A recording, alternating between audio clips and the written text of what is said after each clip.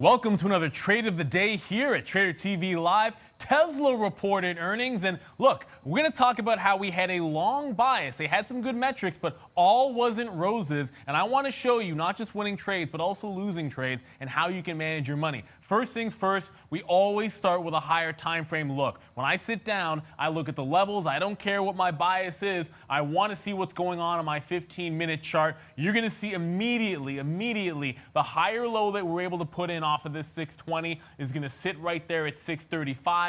For those of you that watched our live show, remember there was a 636 swing into 700?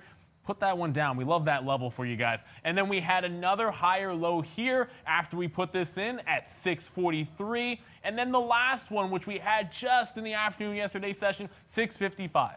So I had three lines in the sand we're going to work with here today. When we came in the pre-market, Tesla was up 1%, but showing weakness. Now, I like the report.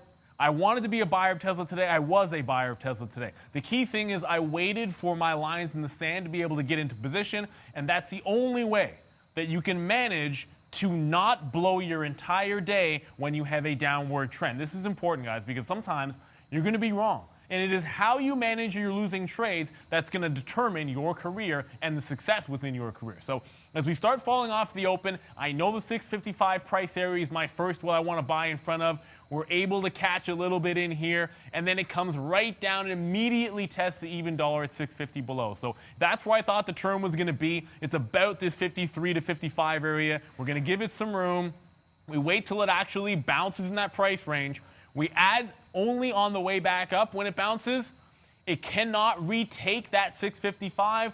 We double out there, hold on to a third of the position at that particular point, but we managed to take at least a little bit of profit, some break even and some profit. At this point, okay, we've dipped down, but we're still up on Tesla. It's still been a good trade.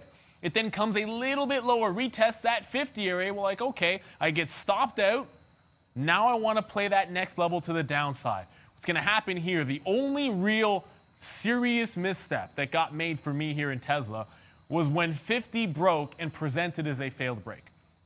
Now, initially, we talked about the levels that we liked here, and that's going to be 53, this 43 to 55 area, sorry, 55, this 43 to 55 or 45 area, and then down here at that 635, 636.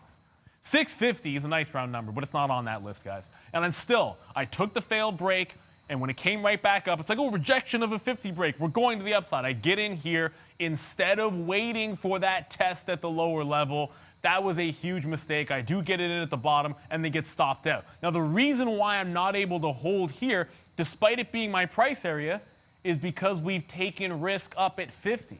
If I actually enter this trade off of 45 to 43 at our key price level, then I'm scalping it out, getting $4 or $5 winner. It then breaks support, and I'm still positive on the day in Tesla instead of having turned red. Our next level to the downside is going to be a test of that 636. Now, I want to remind you, that's the big level for me. This is the one that I wanted to step in front of. This is the one I wanted to put the most size on. This is the one I was willing to get in a bit early. I never actually got the last little bottom on a test of a break, but I started in at 40. We added 38. I wanted to see that 636 break, hold 35. That's the way I like to get in at the end. Never really gives it to me. That's okay. It bounces all the way back in. And when this approached VWAP here, I said on the live show, if it can't extend this move and we can't start breaking, I'm going to put trailing stops in. This trend is too strong to the downside, and we got away from Tesla. Slightly down on the day in Tesla. The key thing is we had a bit of a plan, and we would have been positive had we followed it. The one small misstep was playing a single long that wasn't part of our key price areas. That's all that mattered, guys. We identified the three levels. We talked about them. I got in one time off 50 instead of waiting for that 43, and that is all the difference. Sure, I was able to make some of it back, but that's the difference between positive and slightly negative on a day like this where Tesla is still going to the downside. I extend this chart out a little bit further, and you would see the Teslas continue to go down.